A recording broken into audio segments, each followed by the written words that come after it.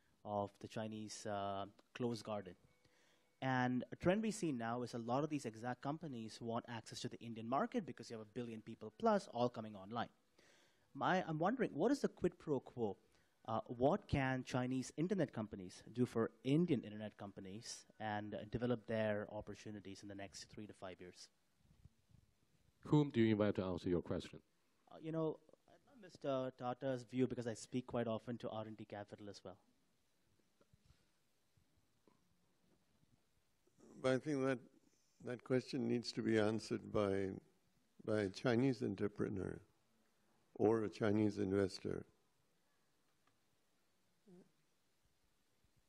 But we only have a visionary instead of entrepreneurs here on the front stage. A visionary entrepreneur. Okay, maybe Xi Yu, a scholar turned entrepreneur later on. Well, I think it's a very tough task for the so-called scholar with no knowledge about the visionary entrepreneurs. But in general, I think the internet development require boundaries. And but the reality is, almost every country have their own system of standards and facilities. For example, we have a WeChat. Just now, I know in India, popular one is WhatsApp, American style. And it's yet to be unified, the very convenient communication tool. Every Chinese cannot leave WeChat, but we can leave WhatsApp, and vice versa. So whenever we talk about access to entrepreneurs to the other countries, we need both policy innovation and technology innovation.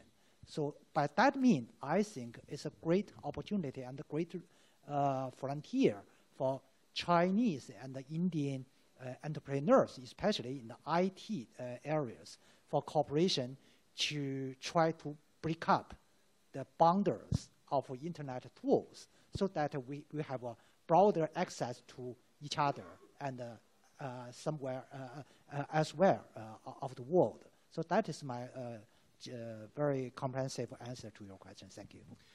Ladies and gentlemen, it seems the 1 hour brainstorming here on the center stage at the World Forum of Asia has been able to let us build a consensus about where the potential of the two economies will be transformed into action. But I believe deliverables will most likely be featured prominently by the positive outcome coming out of the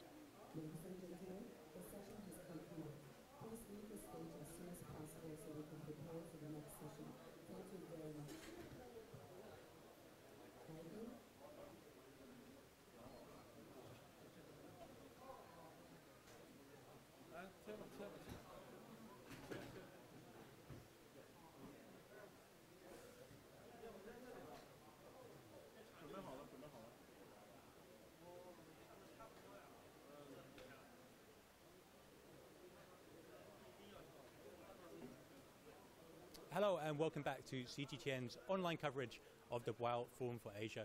We are in Hainan and we hope you have enjoyed the debate we have just seen hosted by CGTN dialogue host Yang Rui. China and India turning potential into action. We had a star-studded lineup talking about ways in which China and India can work together in the short and long term to better cooperate. Some of the guests are still here, so we're going to make our way towards the stage and see if we can catch a word with Yang Rui himself to see how he thinks the debate went. So if you follow me towards the main stage, we'll try... Oh, you snuck in. Good to see you. So you've been a long looker. I didn't realize that you guys were present at the brainstorming. We were watching at the back. Fascinating.